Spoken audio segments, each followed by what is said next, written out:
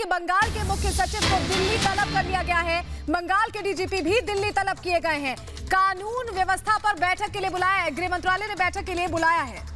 तो बड़ी खबर आपको बता दें, बंगाल के मुख्य सचिव दिल्ली बुलाए गए हैं, बंगाल के डीजीपी भी दिल्ली तलब किए गए हैं। कानून व्यवस्था पर दरअसल क्योंकि गृह मंत्री कल पहुंचने वाले हैं, ऐसे में उनकी सुरक्षा में कोई भी चूक सामने नजर ना आने पाए, इसको लेकर के गृह मंत्रालय ने बैठक में बुलाया। हालांकि इससे पहले भी जब बुलाया गया था तो दिल्ली आने से इनकार किया था और उसके बाद आप देखिए कैसे तनातनी बढ़ी हुई है। गृह मंत्रालय ने दिल्ली तलब किया है मुख्य सचिव को, साथ ही डीजीपी को भी दिल्ली बुलाया गया है।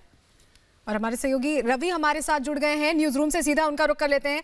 रवि, पहले भी गुरुवार को जब बुलाया गया था तो इनकार हुआ। तनातनी की स्थिति इस तरह बनी हुई है कि ऐसा लग रहा है कि जंग चल रही है, जबकि अगर केंद्र से इस तरह का आदेश आता है तो अगर टेक्निकली देखें तो ये कहीं ना कहीं उनका हक है। और ऐसे में बंगाल सरकार सब कुछ अपने हाथ में रखना चाहती है। केंद्र से अगर प्रतिनियुक्ति की बात आती है उसमें भी कहीं ना कहीं इंटरफेरेंस करना चाहती है। देखिए, वैसे तो ये तनातनी नहीं है। पिछले 2 साल में हम देखें तो अधिकारियों को लेकर पश्चिम बंगाल की ममता बनर्जी सरकार और केंद्र की सरकार में खटपट होती रही है। इसके पहले भी गृह मंत्रालय की तरफ से उस मामले में दखल दिया गया, मामला कोर्ट तक पहुंचा था, हमें याद है वो समय। और एक बार फिर से ये स्थिति पैदा हुई। हालात ये हैं, देखिए, कि सीआरपीएफ ने बंगाल पुलिस को पत्र लिखकर अमित शाह जिनका 3 जिलों में दौरा होना है उसको लेकर सुरक्षा व्यवस्था को पुख्ता करने की अपील की है।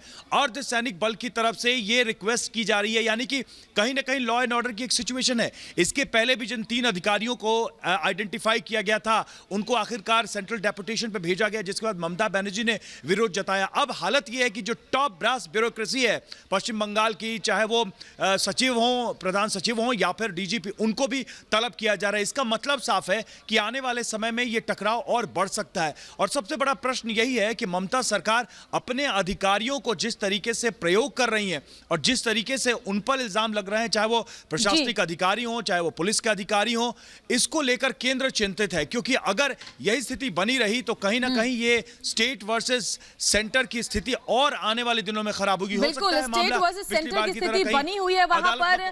बिल्कुल सही कह रहे हैं रवि आप, और स्थिति और भी खराब हो सकती है अगर इस तरह से ममता दीदी अड़ी रही अपनी बातों पर।